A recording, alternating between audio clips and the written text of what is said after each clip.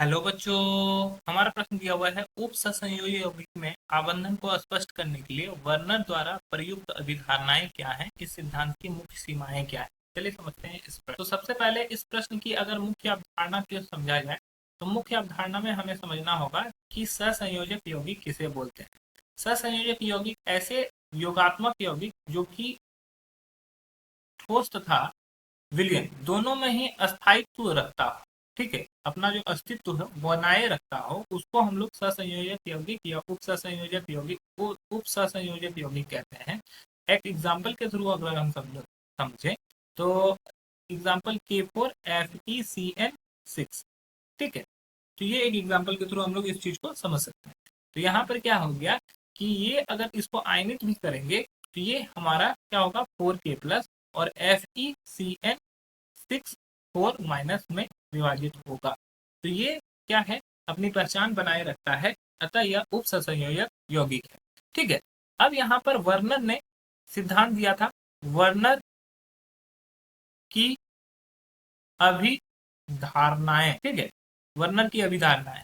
पहला अभिधारणा था कि जटिल में प्राथमिक तथा द्वितीयक दो प्रकार की संयोजकता होती है। जटिल में दो प्रकार की संयोजकता होती है, दो प्रकार की संयोजकता होती है। पहला होता है प्राथमिक और दूसरा होता है द्वितीयक।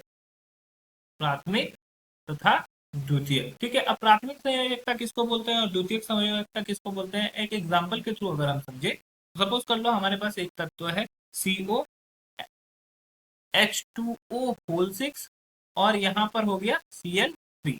तो यहाँ पर जो है क्लोरीन के द्वारा जो संयोजकता दिखाई जाएगी वो प्राथमिक संयोजकता होगी, ठीक है। और वही जब जल के द्वारा लिगेंड्स के द्वारा जो संयोजकता दिखाई जाएगी वो द्वितीयक संयोजकता होगी, ठीक है। अब यहाँ पर उन्होंने दूसरा जो अपना दिया था उसमें बोला गया था कि प्राथमिक संयोजकता केवल ऋणायन ही पूरा करते हैं।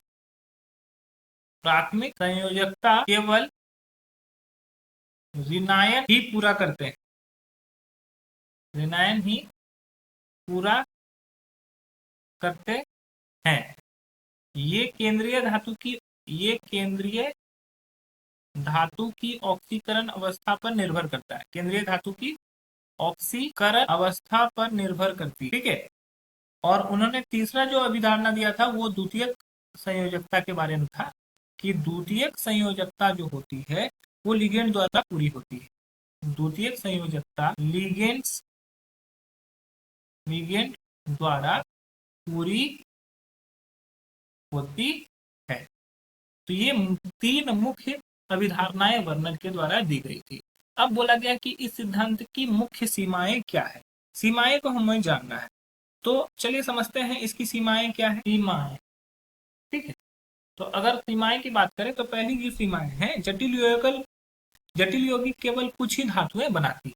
पहला है जटिल यौगिक केवल कुछ ही धातु बनाती। दूसरा जो इसका सीमा है, द्वितीयक संयोजकताएं यौगिक की ज्यामिति निर्धारित करती है। ये जो द्वितीयक समावयवता होती है जो लिगेंड के द्वारा होती है, द्वितीयक संयोजकता जटिल की ज्यामिति निर्धारित करती है, ज्यामिति निर्धारित करती है। तीसरा, यह सिद्धांत यौगिक के चुंबकीय तथा प्रकाशीय गुणों की व्याख्या नहीं कर सकता है।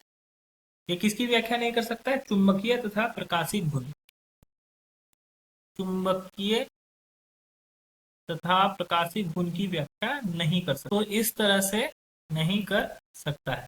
तो इस तरीके से हम बोल सकते हैं कि ये तीन इसमें सीमाएं उपस्थित थी। आशा है कि यह प्रश्न आपको समझ में आया होगा। धन्यवाद।